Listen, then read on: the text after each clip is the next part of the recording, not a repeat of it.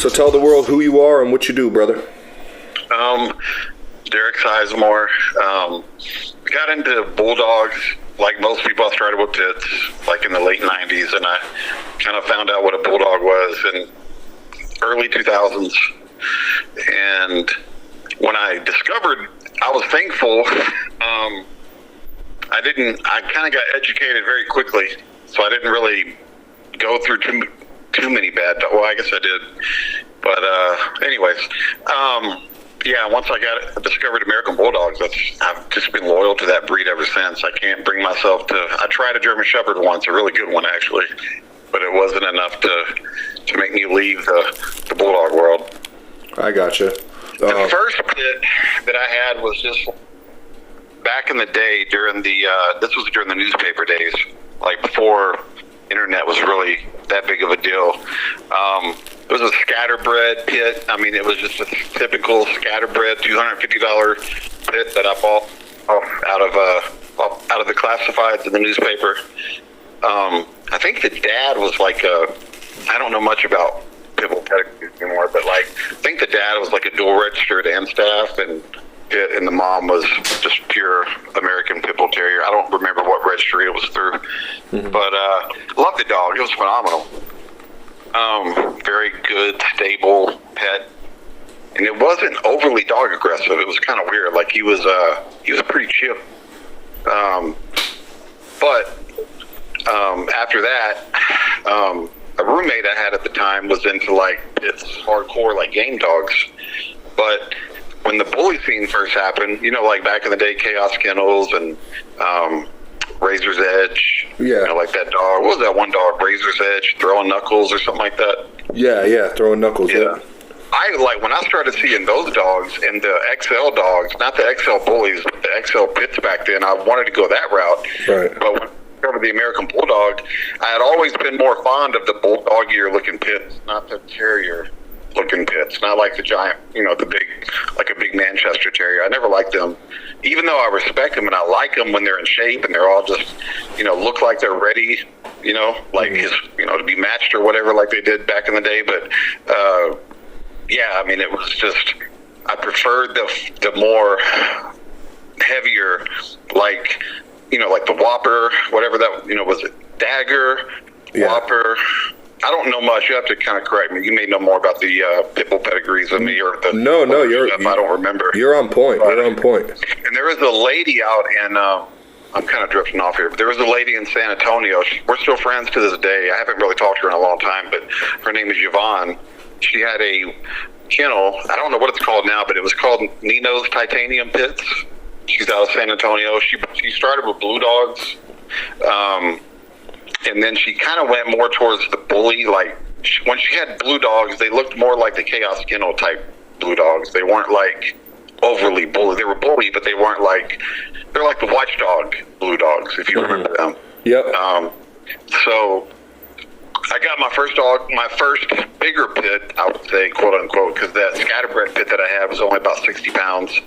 You know, really long muzzle, narrow head, ugly to me. I mean, looking back, I don't like that look anymore, but back then, I mean, I just wanted a pit because my parents would never let me have one. So they let me get boxers. So I talked them into letting me get a boxer, and that was kind of, but I knew as soon as I got old enough and out of my own, I was going to get a pit bull just out of spite, because I tried so many times to bring one home, and then like, nope. Like a friend at school had this guy from Mexico, a Hispanic guy. He had game dogs, and we didn't call them game dogs. That was like in the 8th grade. I didn't even know what game dogs were, but his dogs came from Mexico, and I don't know what bloodline they were. I was a kid, but I ended up trading a skateboard for a puppy that his dogs had, solid white. It was a pit. Took it home. I took it home, and no matter what I tried to tell my parents, I told them it was a Dalmatian mix. I told them it was box. I don't know what I told them. Ended up telling it like some guy or some couple had thrown a trash bag out of a car, and there was we saw something moving in there, and it was this puppy trying to make her like feel bad that if I could keep it, and she wasn't falling for it. She just knew what pit bulls were, because that was like in the height of the media craze about pit bulls. Oh, mauling children or biting male delivery people. I mean, it was just a headline like every week, it seemed like, back then. Mm-hmm. But anyway, so I got into American Bulldogs after the brief time with the Blue Pits and but I don't even know if I even knew what the Whopper dog was, because I don't remember when the Whopper stuff came out. Because when I got into pits, it was in the late 90s. Mm-hmm. So I think Whopper came out like in the 2000s, right? Like early 2000s? I can't remember exactly, but it was somewhere late 90s, early 2000s, I believe. Don't quote me on that. Yeah, because I had a roommate at the time, or a roommate briefly, that had there was a guy in Houston that was breeding them, north of Houston in the Woodlands, or no, Conroe, I think. I don't remember. But he had Camelot dogs. Mm-hmm. And I forget how that ties in with the other stuff, but and they were all red, buckskin, and that's a beautiful color, but it just seemed like back then it was just everywhere. It was like the Blue Dogs. It was like, Old Family Red Nose, or, it was like everybody wanted that red dog. Mm-hmm. I don't know. I just got burnt out on that particular color. No disrespect to those. Don't get me wrong. If a dog will work, I don't really care what color it is. But anyway, but when I discovered American Bulldogs, first there was a puppy mill. I wouldn't call it a puppy mill. It was a kennel called Picket Pride Kennels, and if anybody's from Houston, they'll know this kennel. And they were a big kennel of Johnson dogs. They started with standard, and I guess they weren't making money with standard type American Bulldogs, so they moved to Johnson. So my first Bulldog was a 100% Johnson dog, down from this one-line dealer's chief. Just a typical, but looked decent, looked functional, but had all the health problems of an English Bulldog. The dog was allergic to everything. It could eat a blade of grass and have diarrhea for days. It was crazy. I'd be at work or even overnight in the kennel as an adult. In the morning, there'd be, some diarrhea in the kennel, going to the vet, multiple trips to the vet. It was just a mess. Right. But when I discovered the hybrids, the more standard Johnson cross, they call it a hybrid. It's not really a hybrid, it's the same breed, but it's just kind of the best of both worlds. And I love hybrids. And Bulldogs are just, it's a big spectrum. There are some Bulldogs you can get that are better sport dogs, but I think most well-bred American Bulldogs naturally make decent personal protection dogs. Mm-hmm. Don't get me wrong, there's some that, they can do sport, but you're not going to out-mal a mal. You're not going to out-shepherd a shepherd who has hundreds of, years of breeding, for that purpose. There are some prey monsters out there, and that's usually what the sport clubs like to work with, the ones that are like a mal almost, but they're never going to be as good as the top-of-the-line mal. Or shepherd, they can do it. And I used to get offended. I'm like, no, they can do it. But on a high level, it's just like you're not going to make an American Bulldog that is more capable than a well-bred, American Pit Bull Terrier, like a game, a game dog. Mm-hmm. Especially when you start getting up there like the ace dogs, and they have all that breeding behind them. They've always. You don't really have to try to reinvent the wheel. Right. And I totally agree. But yeah, so I discovered, the hog hunting, because Texas, their hogs are everywhere. So then I met up, or kind of got my second Bulldog after that Johnson dog, who was hybrid. He was a line-bred Watchdogs White Fang American Bulldog that I got from Roger Williams, north of Houston. He lived in a town called Cut and Shoot, Texas. That's the name of the town. Cut and Shoot, Texas. It's north of Houston, and I think it started when that town was first forming. They were putting up a church, and they were fighting over the steeple, how big the steeple was going to be, and they ended up cutting and shooting at each other or something. It was crazy. I don't know if that's a true story. That's just what I heard. Anyways, that's insane. Roger had some good dogs, really good dogs. Roger had been in it a long time. Roger was really good friends with the guy named Mitch Allison, who did hog hunting competitions and did actual hog hunting. But they also, back then, they had hog hunting competitions at shows and stuff. That was before PETA and everybody started cracking down on them.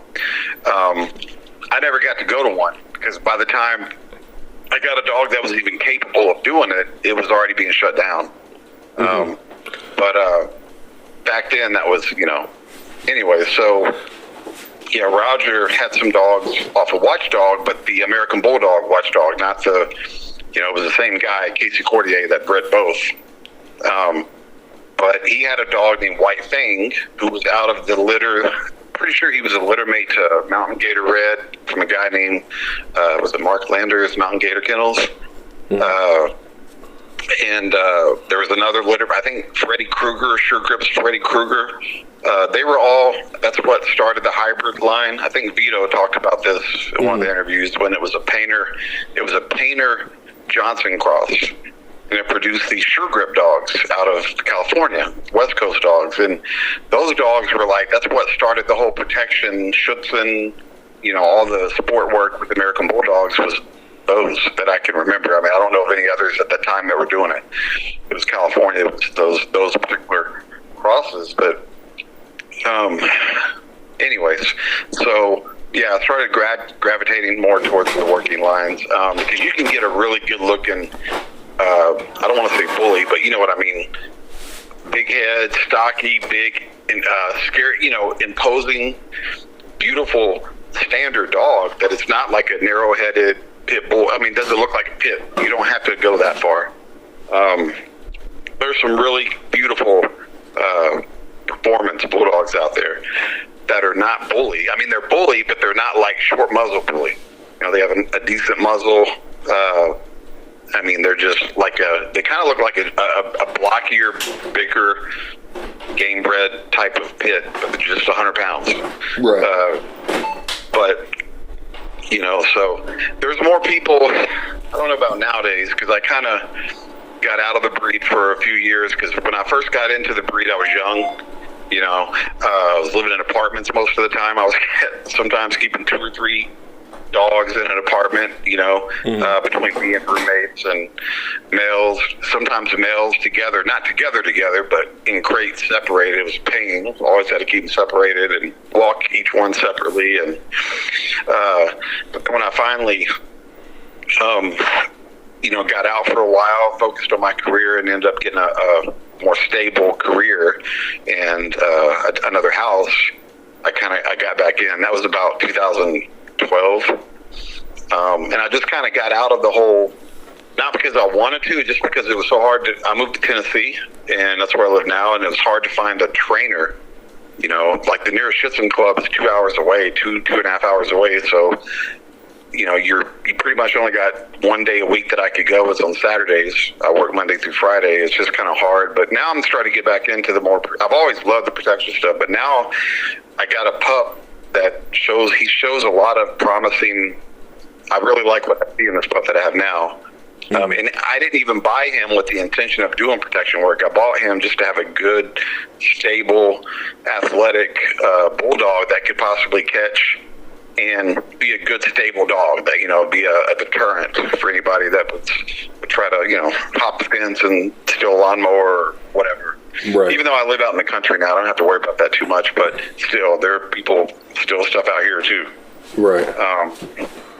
But then this dog is just showing naturally protective instincts at such a young age. I mean, he's only 4 months old, and he is like, and he wasn't bred for that. I mean, he was bred for catch work. I mean, he comes from hog catching lines. So I was like, I'm all about breeding, and that's the thing about bulldogs. You could have a litter on the ground, like this guy named Bill Hines, who used to breed Hines bulldogs. That's where that Hines bloodline comes from. But his dogs, they were not, before they were tested on his yard, they had not done bite work before. I mean, these were dogs that were not bred for that. They were bred for, hog hunting. And they're doing bite work. Some of them were even doing support work. So it was kind of crazy how you can have a bulldog litter that has not been bred for that, but you can still get, some pups out of that litter that would do it. Right. They naturally come with that grip, I feel like. And the other difference from what I've gathered is, like when we're generally speaking, of course, is that an American Bulldog will have that most of the time factory built-in grit, but a little more self-preservation than, say, the Pit Bull Terrier. Yeah, for sure. Able to differentiate, smarter moves as opposed to just lunging straight forward. At whatever it is. So I think that's why they make the best hog dogs, or some of the best hog dogs. Right. Yeah, and it's thing about in bulldogs, I look at it as a big spectrum, right? You have some that are more like pits, they're more prey monsters, spastic.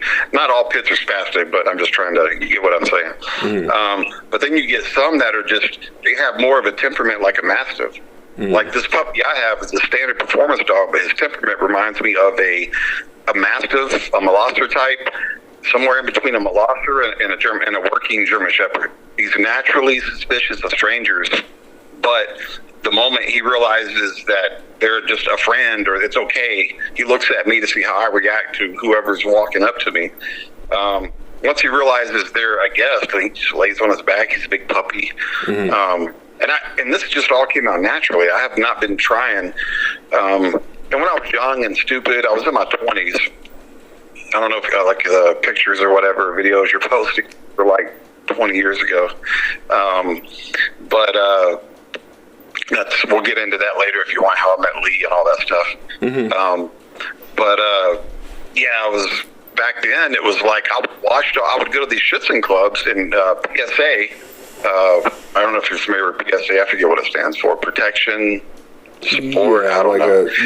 Sport work. Yeah. I would go to these PSA clubs and schützen clubs, and you would see they would always wash out bulldogs, mastiffs, not because they thought they couldn't do the work, but they were always looking for a bulldog to act like a Mal. And the ones that could act like a Mal, then that's the ones that they wanted. They didn't want to put the work in, at least the ones I went to. There were some phenomenal schützen clubs and schützen trainers that could do both, protection work and sport work. But I started meeting up with some protection clubs, and that's where I met Butch Capel. Remember the guy? I think he was a person I sent you in a private message, protection trainer. Oh, okay.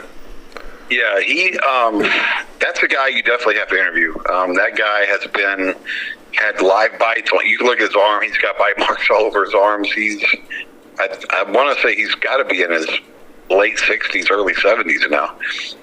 But he's worked a dog named Mullins Bubba.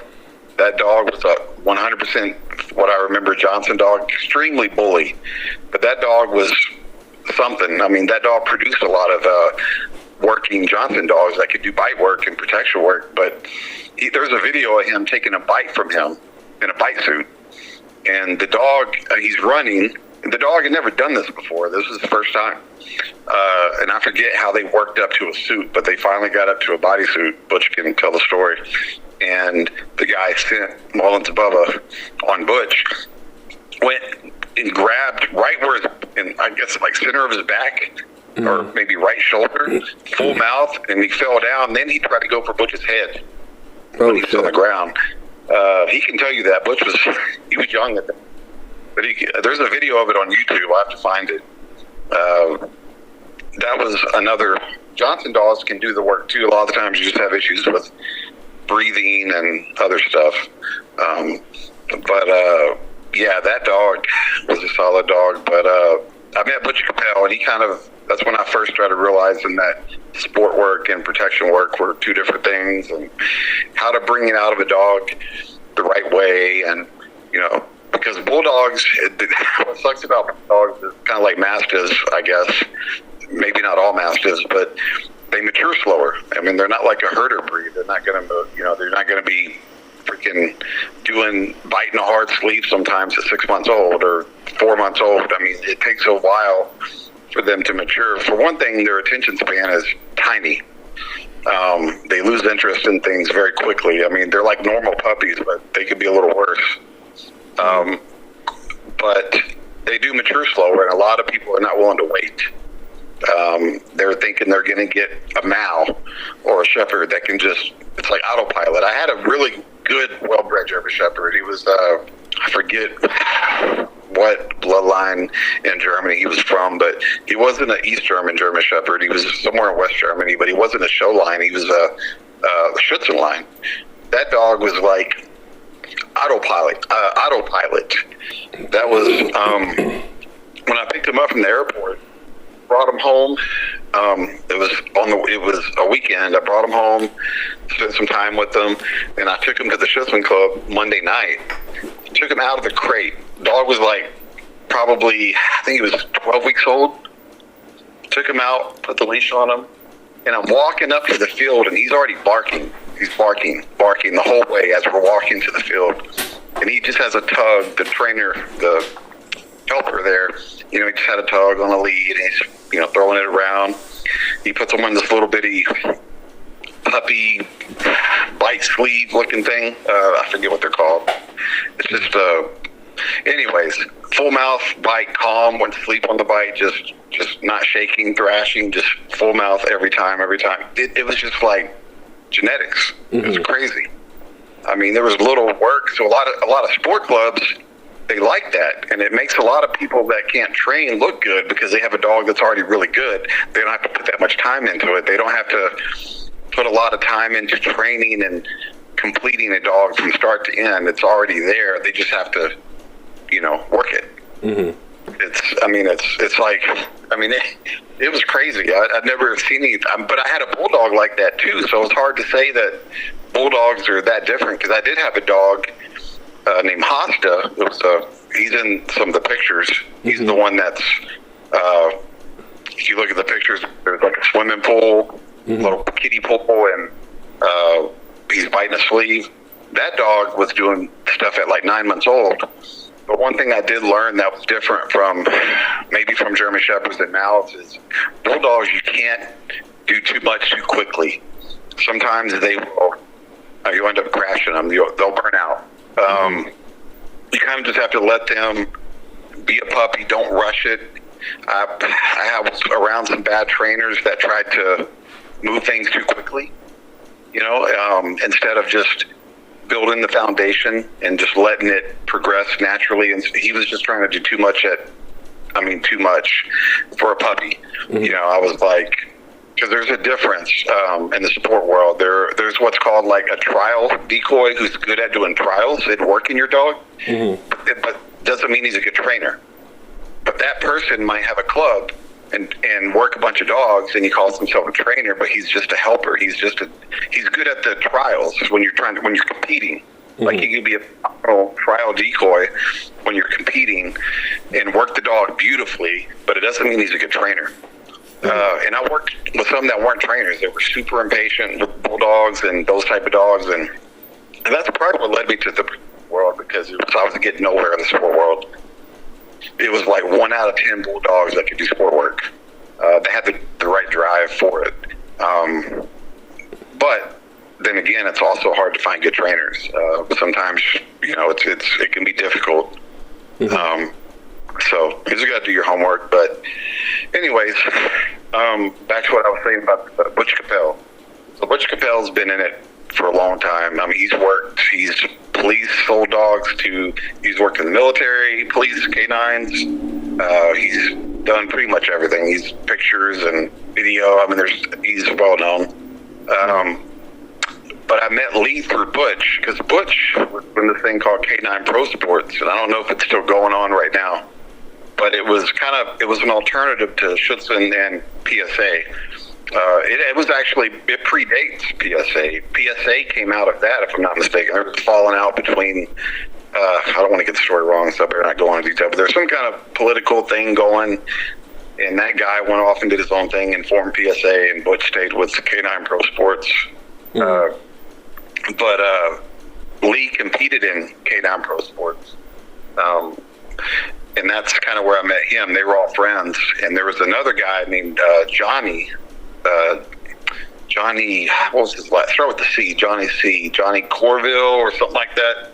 He was in Louisiana. He's not breeding anymore, but he was a big time oldie in band dog breeder.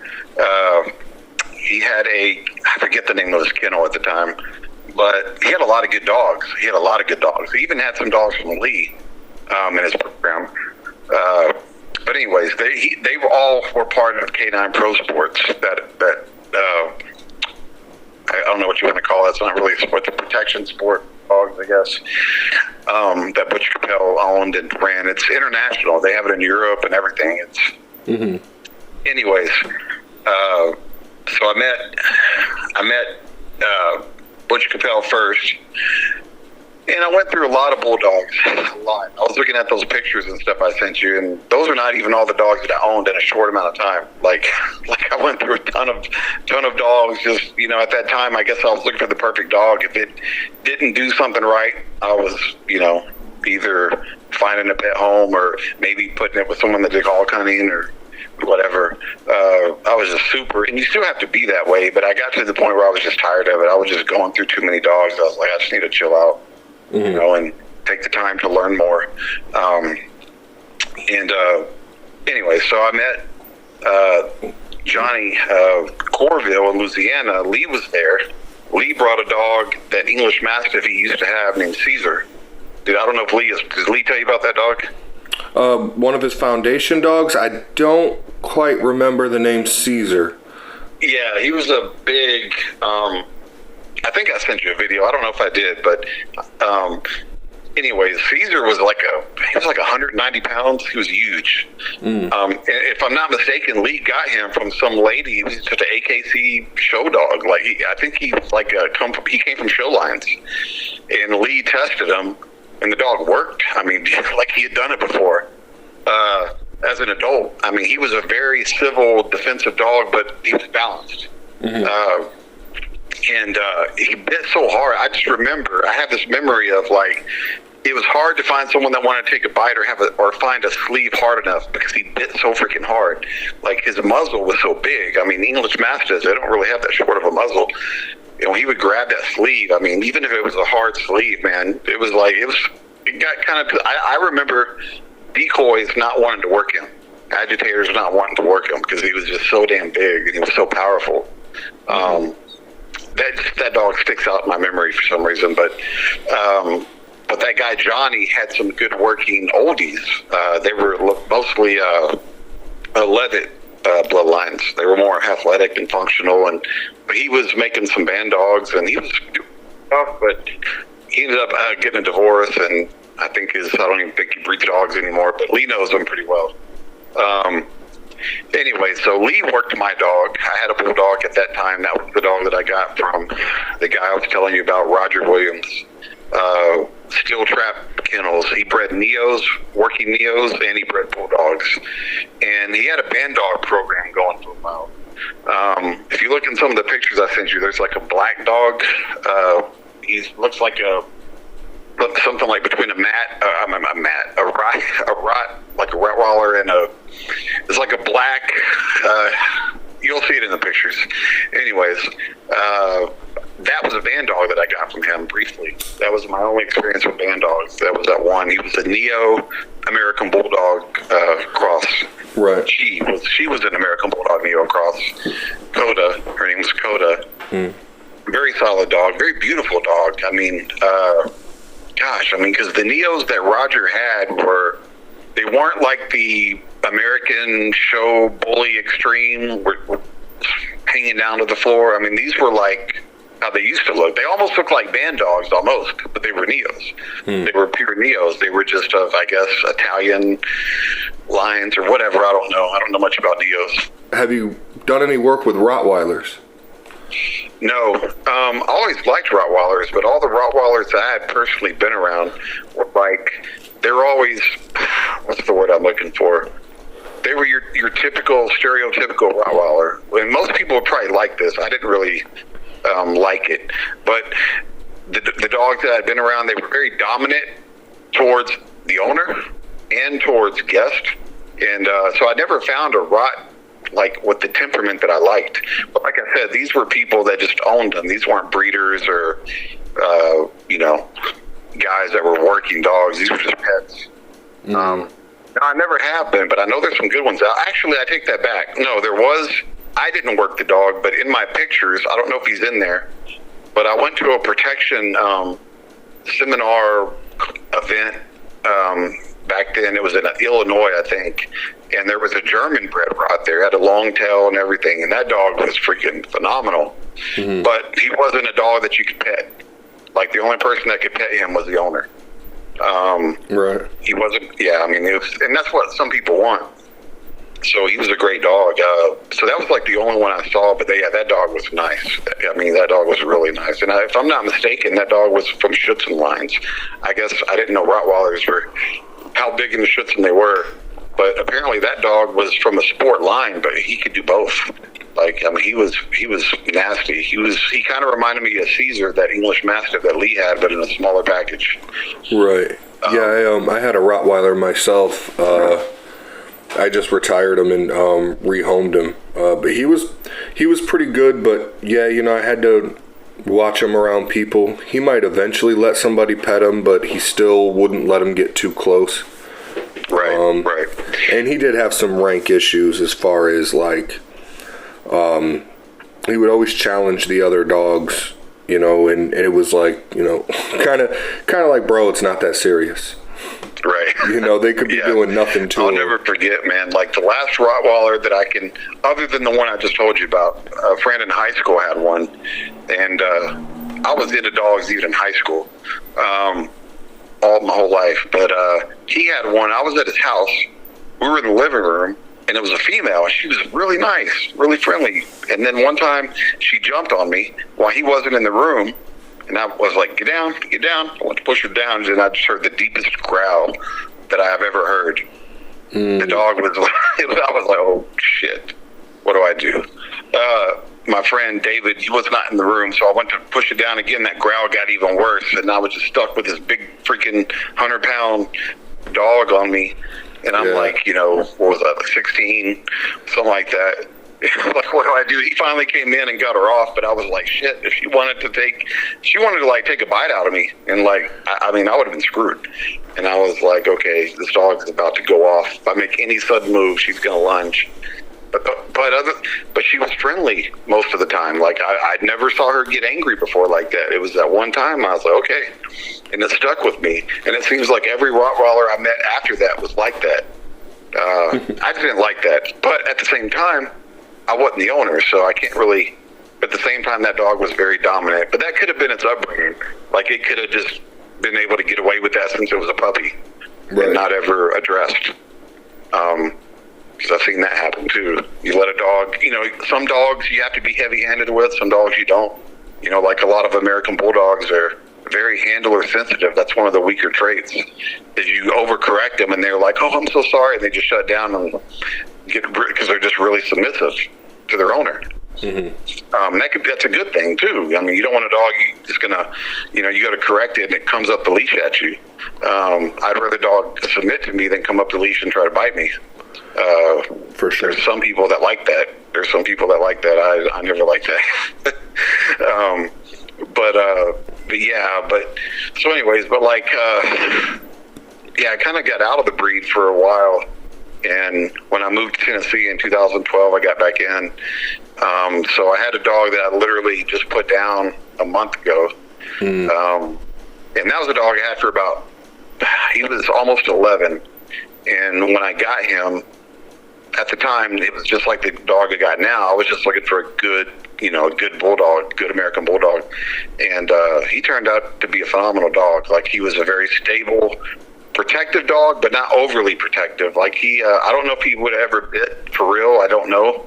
But he was never skittish or anything like that. He was never fearful. When people would come over, he was a very good judge of character. Like, he always knew. Like if how it is. Like if a dog knows when someone's shady, they know. They're a good dog is a very good judge of character. And he was a great dog. Probably once in a lifetime type of dog. As far as like a dog I got, he was already 2 years old. Fresh off a chain in the woods. Was never socialized. Never brought into the city. Just stayed out in the woods with the other dogs. I got him when he was almost 2 years old, and you would think that dog was raised in the city. Like, nothing bothered him, people, nothing. Dog aggression was like super low. Like, I never saw him go after another dog unless it was another American Bulldog or Pit or something like that. That was something that he saw as a real threat. But he was just a really chill dog. I mean, my mom, she's got a broken hip. She could come over while I was at work and take him to the vet for me if I had to. Like, she could control him. He was very obedient. He never pulled on the leash. Never.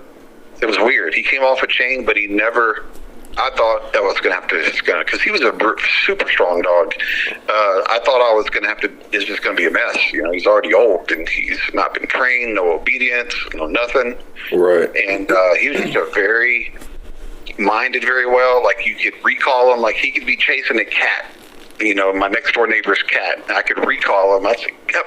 His name was Spook. I'd be like, Spook, get over here. And he'd just bust a U-turn and come back. And I'm like, I thought that was going to be a dead cat. Anyways, it was just I don't know if if I would have had a good protection trainer, I would have loved to have explored that. But where I live now, it's, like I said, it's not. I'm starting to find more trainers now, because that was a few years ago. And now I'm starting to see all these other places pop up now. Right. So I'm going to start looking into that. And Lee's only about 6 hours away. I want to get with Lee and maybe sometime go down there and visit him. Lee's, he was a very knowledgeable guy, very knowledgeable. Like most people, Lee will tell you, a lot of trolls, haters out there. You get that in so much politics. And especially when someone's a breeder or a trainer and there's somebody else that they were friends with, but at the moment that person's trying to be a competitor towards them, then all of a sudden that person is, they just start, gossiping about that person, or they don't like that person for whatever reason. And, just like breeders, you call one breeder, the last thing you want to do is ask them about another breeder. Or, they'll badmouth that breeder badmouth that breeder, and it's like over nothing. It's just like the moment someone becomes competition or a threat, the jealousy comes in. But, Lee was a great stand-up guy. He's a very good resource. Absolutely. Always treated me well. Very, very nice guy. Honest. I remember back then, I don't know, Lee minds me telling the story because it's public. He's talked about it. I just remember, this is back on the message board days, and there was so much drama there. I mean, just, oh my God, you couldn't even go on a message board and post pictures of your dog working or videos without trolls, just like you have now, like in YouTube and in the comment section and other places, Facebook or whatever. Yeah. But there were always people that were hating on Lee for no reason. And I was like, people that were his friends when they were at his house, and all of a sudden they left and they just flipped. And Lee will tell you about them. But I remember this because I was like, because I even had a bad impression of Lee before I met him. And then I met him and I was like, what? This guy is like the complete opposite of what everybody has said. All you got to do to get haters is change something. Say it again. All you have to do to attract haters is change something. Exactly. Or do something good. You're doing something good and someone's going to be jealous because they get into it. Right. It's ridiculous. It's ridiculous. Absolutely.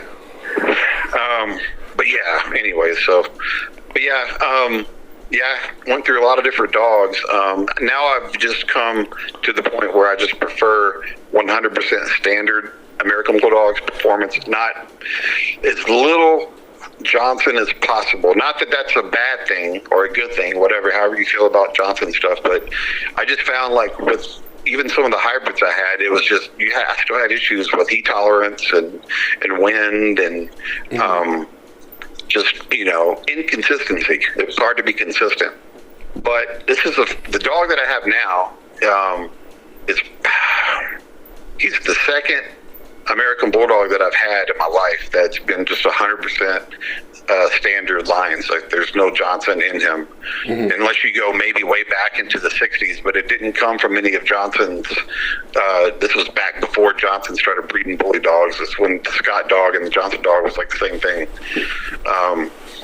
before the Johnson went to the bully stuff. But Yeah, and I've been impressed, like with how he moves, how athletic he is, as far as like he can run and run and run and run and run and not be out of breath. Like how smart he is. Like it's just a difference. He's a little more clear-headed, a little more. Whereas like some of the Johnson dogs I had and hybrids I had were a little more. Not that they were not clear-headed, they were just like an English Bulldog, stubborn as hell. You know, just like sometimes they can be dog aggressive, overly dog aggressive. But yeah, I mean that could be with any of them. It's. I mean, puppies. It's in adults. I mean, it's like you really don't know what the Bulldogs. You really don't. Sometimes you really don't know what you have until they mature. Would you agree that a female is usually hotter than a male? I think that goes with most breeds, working breeds anyway, like breeds. Because I've known some female German Shepherds that were nastier, way nastier than males, and the same thing with Bulldogs. And I guess it can be like how you define hot. Do you mean hot as far as like man work, or do you mean hot as far as like just all around aggression, or whatever else? Yeah, just all around aggression in general. I would say, yeah. I mean, females can be, and sometimes you can't even let a female run loose with a male. They're that dog aggressive. But yeah, I would say so. Most of the time, not all the time, but in my experience, most of the time, males can be more clear-headed, because females, it's I guess hormones and heat cycles and stuff like that. I don't know if that. I'm not a breeder. I don't pretend to know, but. Yeah, I would say so. More so than not. I would say it's kind of a spectrum, but definitely more so than males. I gotcha. So, what are you doing these days with the dogs? So, I literally, like I said, this interview was not I think we met for what's his name with the pits. What's that? Throwback kennels. Yeah, Daniel's a good dude. Yeah. So now I'm really got the itch to start doing protection work and stuff again. Like I always never lost it, but I never really had a trainer or a dog that I thought could do it. And then plus I was just time-wise not able to, but now there's some better trainers popping up nearby, so I might go check those out. But I would say I definitely want to. I've only been on one hog hunt in my life, and it was a dry run, so I didn't really get to see. The bay dogs. I think they found a hog, or it was a dry bay. They didn't find anything. I don't remember. It's so long ago. But yeah, I never got to really experience that. So I do want to go see if this pup I have now when it's time to see if he would catch. But predominantly like yourself, protection work. I love sport work. I'm not going to lie. Schutzhund, oh my God, it's not the best way to know if your dog is a protection dog or not, but it's beautiful especially with the obedience and like the targeting of the dog, how beautiful it is it's a beautiful thing, but it doesn't mean a hill of beans when it comes to protection work sometimes, because I would love to have my cake and eat it, have a dog that could do both. That's a good dog that could do both. That would be ideal. But I don't have the motivation to be a breeder. It takes a lot of work. A lot of, like Lee says, you got to be willing to go through a lot of puppies and, see how they develop, and Cole, and you just got to, and man, I've raised one litter of puppies, helping a buddy of mine out one time, and worked a full-time job, and that was enough. I was like, yeah, there's no way I want to do this like as a regular hobby. I'll just, find some good dogs, and if it gets to the point where they're almost impossible to find, then I'll do it. But right now, there's still plenty of other kennels out there and breeders out there breeding good dogs, so I don't feel the need to try to reinvent the wheel. Absolutely. I've been kind of going through the same thing mentally. You have what, like 2 or 3? I only got 2 at the moment. I got the classic bully I use for the Lawton Bulldog, and I got the puppy that I kept. And Nice. that's all I got with me right now. I still have access to Yoshi, but that's the way I feel, though. Even with this Lawton Bulldog thing, it's like there's so many breeders that have really good stuff that Yeah. for me, I'll wait till Reaper grows up, my little prototype male, and see how he does. And then I've met so many good friends through this dog channel that I can hit one of them up at any time. Like, hey, I'm thinking I kind of want to go a little more this direction or add a little bit of this spice to it. So, and they'll give me a fair price on a dog. And Oh, some for sure. some of them will even give me a dog. But for me, it's like it's easier. I've kind of faced a reality lately that it's easier for me to say, all right, maybe way down the line I'll think about being an actual breeder. But for right now, the YouTube thing is doing great. I'm learning so much. I want to get more into training. And so until I decide, if I decide to be like a big breeder, I'll just stick to 2-3 dogs. I mean, like that's enough for me. Just to be happy around dogs. I think a lot of people miss that. I said that in the last interview.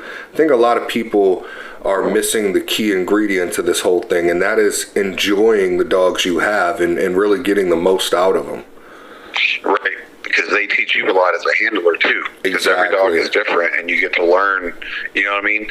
Because one training style may not work the same on a different dog, even if it's the same breed. Right. So you get to learn as a handler, and that's what I've been trying to focus on. Is I never took obedience. I was like most young guys or most people. They want to do protection work and very little obedience. A lot of people.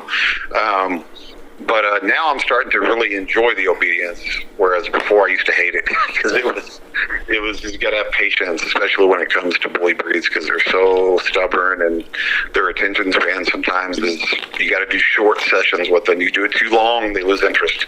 Right. You start losing them. But I'm starting to really enjoy that. I think what other people have said, just what I learned is when it comes to American Bulldogs, and it's probably the same with other bully breeds too, is don't treat them like they're a herder type of breed. I mean, you have to let them mature. Don't push them too fast. And for people that have dogs that have been to Schutzhund clubs and French ring clubs or different sport protection clubs that have just told them that their dog doesn't have to drive, you can't do it, that is not always true at all. Mm-hmm. They just don't know how to bring it out. Because like I said, I was about ready to wash one dog out, and then I took him to Butch, the guy Butch I was telling you about, Butch Capel. That he had that dog biting so good, like easy within like not even 5 minutes. Where I would be going to these different clubs multiple times, and they couldn't get the dog to bite. So, and I'm not saying the dog I had was a great dog. I'm just saying that the difference in training, their skill set, like their talent, it was like a decoy versus a trainer that can do decoy work or agitator work, depending on, people call it different things, depending on if you're doing sport or protection or whatever. But a lot of it's semantics, because the foundation is basically the same. The obedience is the same. The bite work foundation is the same. The grip development, all that stuff is the same. When it becomes different is when it becomes like you start getting more choreographed, like with Schutzhund. It's a routine. It's a choreographed routine. The dog is not all the time, because that's a bad stereotype. You'll see, like within the sport world of like Schutzhund and other protection sports versus the protection world. Protection world talks a lot of crap about Schutzhund and say, oh, those dogs are just equipment oriented. They're not serious. And then the sport world talks a lot of crap about the protection world. Oh, those are hack trainers. They're making unstable dogs that are just going to bite kids, and you know what I mean? There's just bad stereotypes on both ends, and you have to listen to. And not only that, then you have politics of one group doesn't like that group, and anyways. I wish I could be successful. Like if I was going to, like just say I hit the genetic lottery with dogs and I had these phenomenal dogs and I was selling them like crazy, I became a big breeder. I would love to find some way to do it where I could be behind the scenes and not be out in the public eye and have to deal with all the crap. But like yourself, I would have loved to have done something like you're doing now back then. And even now I need to probably do, I have a YouTube channel, but it's all car stuff. I need to. I would, but back then YouTube was. Man, I don't even know if YouTube. I think YouTube was out. I forget when YouTube first came out, but this was like the MySpace days, or even before that. Right. There wasn't, people were doing at that time. Were doing like. It was all about going on different message boards. There was like a band dog message board and different bully breed message boards. Mm-hmm. Pretty much now everything's a Facebook group. The old school boards and websites have kind of, all converted to social media now. Mm-hmm. For the most part, which to me takes the fun out of it. To me, it's like, at least I don't know about other breeds as far as like shows and, events and stuff like that. But it seems like in the American Bulldog world, everything started going south when social media took over. Mm-hmm. I can agree. Yeah, it made things like, I don't know, man. It made things too accessible, almost. Yeah, too accessible and too easy for what's the word I'm looking for? Too accessible, and too it made things way more divided, because before you'd have to go to somebody's website or you'd have to go to a message board, but not everybody that had websites and Kindles posted on message boards, so they didn't have to deal with all the drama. But now it's like, to be successful, unless you're just like a well-known person that's been doing it for a while, you gotta have some form of a social media presence. Mm. Unless you're just, like you have a reputation that is word of mouth, that everybody already knows you, I don't know if that back in the day, I don't know if, I guess they're still around. I haven't even looked. Was a press a breeder? Was it Red Star Presses or something like that? Oh, I'm something. not sure. They were a big breeder. I don't even know, but there were a lot of big breeders like that just kind of like fell by the wayside. But they don't last. And that happens with everything. But I will give people like Lee and other people, man. Lee's been doing it for a long time. A lot of other band dog breeders attempted to do what Lee's doing and failed.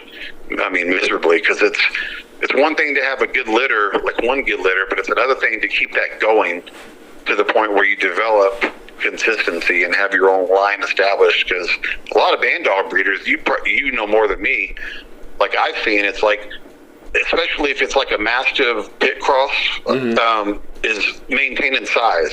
Like the dog's not shrinking. Mm-hmm. You know what I mean? Like because that pit gene is so dominant.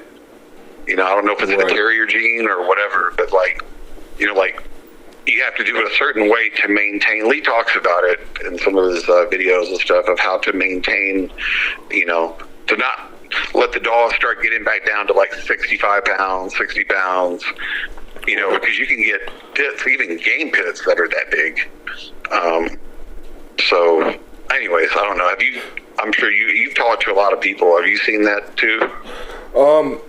Well, I've heard Lee mention it before, not wanting to lose too much size. But at the same time, I remember him telling me about, a dog that's 80 pounds or over can do significant damage to a man. So it's yeah, for sure. So 100 pounds, I'd say, are probably your average sentinel sizes. It does vary, but like from what I can see, I've never been to his property yet, but I plan on going. But from what I could see, I mean, you're looking at around 100 pounds. Yeah, and he was able to. Lee was able to do it, right? Because exactly. A lot of other people weren't able to do that. They weren't able to maintain. It was like the first generation crosses, and then by the time it got to the second generation, third generation, the dogs would just start reverting back to like just American Pit Bull Terrier mm-hmm. size. Like the Mastiff the traits started kind of decreasing. But Lee figured the formula out. Like he did it so long and figured everything out with the type of pits he was using, the Sorrels, the line, and the other stuff. Mm-hmm. And it pays because Lee's very educated in that. He knows. So if anybody, that type of person is the person that, if anybody can do it, it's that type of person. Right. That has the knowledge, the scientific knowledge to go with it. But Yeah, I mean, and there's others out there too, but I'm just saying Lee, it's nice having him local, well, somewhat local here in the South, and he's accessible. Lee's a very friendly guy. If you're respectful to him, I mean, he's going to answer your questions. I've seen him be patient and answer people's questions, no matter how old they are. You could have a kid calling him, he'll talk to them. Right.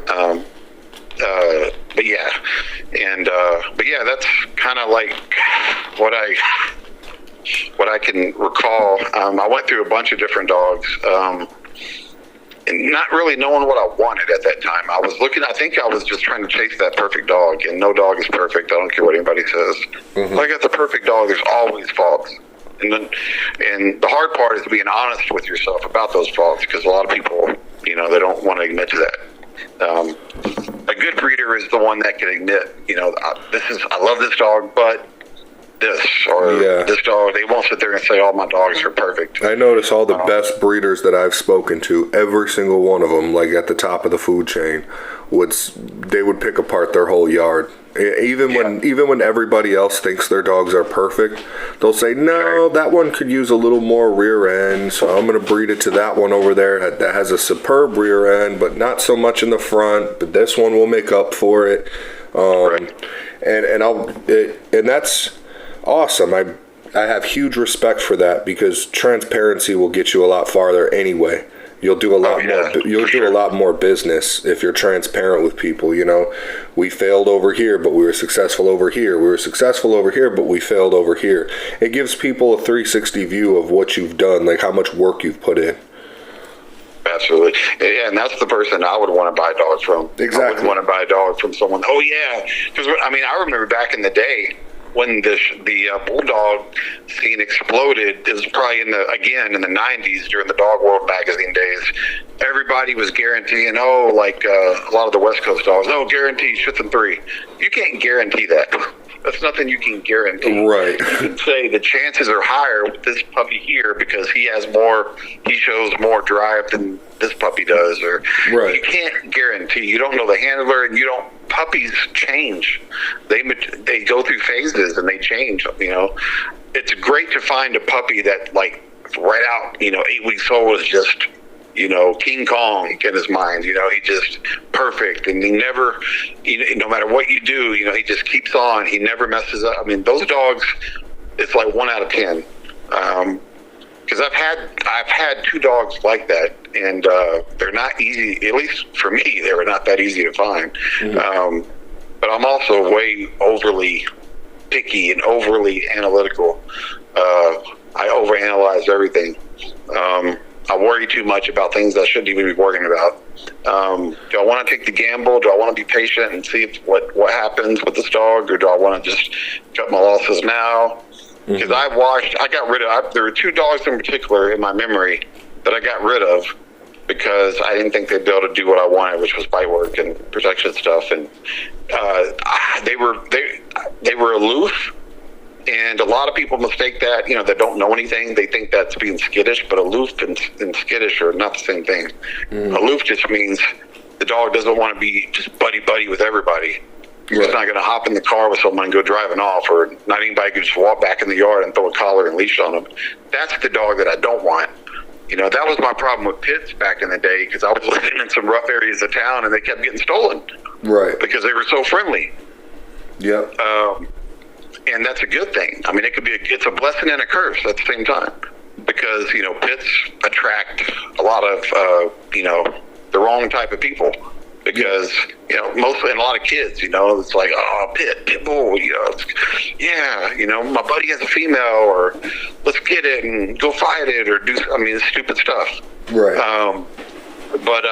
That was mine. That's why I guess what got me into American Bulldogs, because I always liked the bigger pits, but then I found all that I wanted in bigger pits in the American Bulldog. But the only difference was the American Bulldogs were, at the time, the working ones, like anything, they end up, the bully stuff ends up taking over to an extent. And like Vito said, I think in his interview, it's like, he loves the performance stuff, but the public just wants the bully stuff. It's just the market for it is much bigger for the general public